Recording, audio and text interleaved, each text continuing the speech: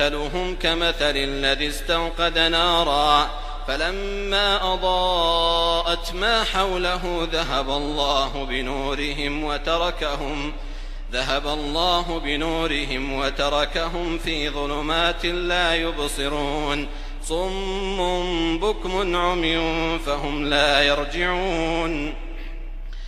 أو كصيب من السماء فيه ظلمات ورعد وبرق يجعلون أصابعهم في آذانهم من الصواعق حذر الموت والله محيط